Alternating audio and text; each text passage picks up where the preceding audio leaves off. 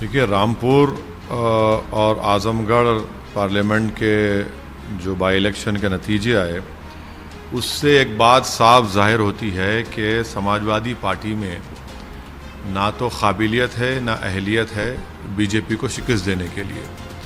और मैं उत्तर प्रदेश के अल्पसंख्यक समाज, दलित और मुसलमानों से, और ख़ास तौर से हिंदी हार्टलैंड के मुसलमानों से अपील करूंगा कि वो अपने वोट को ज़ाय ना होने दें और ऐसे निकम्मी पार्टियों का साथ ना दें जो बीजेपी को हरा नहीं सकते। वो सिर्फ आपको धोखा देकर आपका वोट हासिल कर लेते हैं और नतीजा ये निकलता है कि बीजेपी जीत जाती है।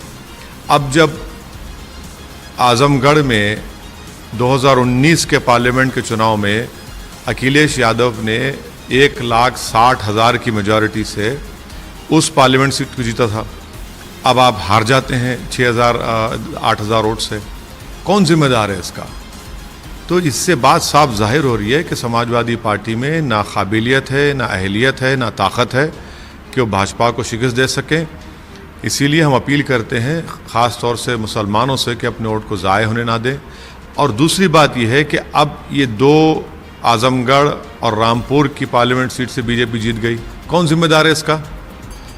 किसको आप बोलेंगे कि बी टीम, सी टीम, डी टीम, ई टीम बोलेंगे? किसको वोट कटवा बोलेंगे? महाराष्ट्र में वहाँ पर शिवसेना के 40 विधायक भाग गए, किसको जिम्मेदार करार देंगे वहाँ पर आप? इसीलिए हम कह रहे हैं कि वो जो लोग ये सब बातें करते हैं, मुसलमानों को ख़ास तौर से सोचना चाहिए कि वो अपने वोट का सही इस्तेमाल करें, अपनी एक आज़ाद इंडिपेंडेंट पॉलिटिकल लीडरशिप को बनाएं, और उसकी ज़रूरत है आज भारत में। जैसा आपको बी टीम का कहा जाता है, तो बस कहते बी टीम, आप तो खुश होंगे फिर इस रिजल्ट से? नहीं, मुझे इस बात की तकलीफ़ है कि भाजपा जीत गई, यकीनन मुझे तकलीफ़ है।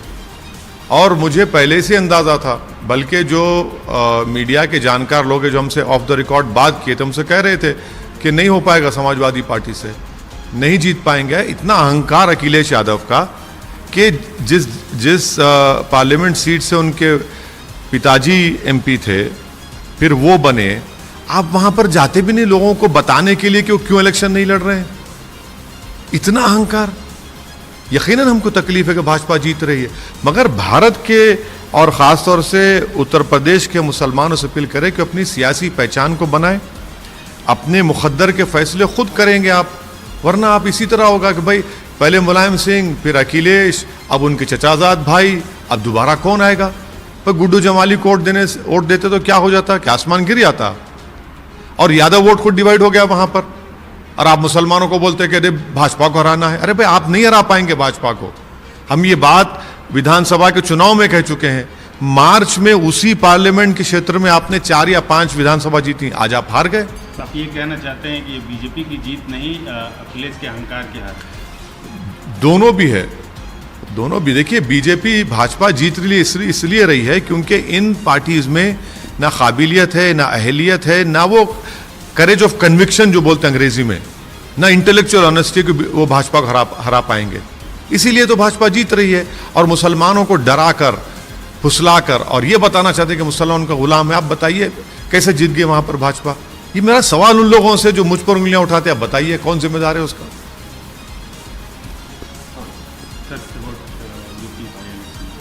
Well, the recent result of the by-election of Rampur and Azamgarh Parliament constituency clearly tells us once again that the Samajwadi Party neither has the capability and the capacity and the integrity to defeat BJP. And I would request the minorities and Dalits, especially the Muslims, to please look at this result. They must now try to establish their own independent political leadership. Do not waste your vote. By creating your own independent political leadership, you will be solving your problems. There will be someone to fight and ask when your houses are being demolished for no reason whatsoever, when your young children are being beaten up black and blue in a police station. There is no one to ask. So this Muslims are not servants or ghulams of the so-called secular parties. And that is why we see that Samajwadi Party could not defeat BJP in Azamgarh and in Rampur. In Azamgarh in 2019, Mr. Akhilesh Yadav won with a majority of nearly 1,60,000 votes. Now you lose with 6,000 votes. It is very unfortunate that BJP has won. It has won because the Samajwadi Party and the so-called secular parties are no match for BJP, and it is high time that the Muslims should now work hard to create their own independent political leadership, which is the need of the hour. Our houses are being demolished for no reason whatsoever.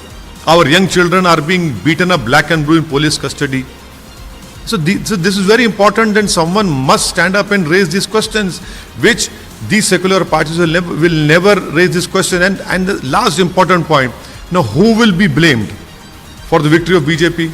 I did not contest over there. My party did not contest. You have made false allegations against me. This is the proof which I have been saying, that these so-called secular parties, Samajwadi Party, cannot defeat BJP. Now you have some Shiv Sena's 40 MLAs joining BJP. Who's responsible for that? So these are the things which I hope that the Dalits and the minorities, especially the Muslims, would apply their mind and find answer to this important question, which is to create their own independent political leadership.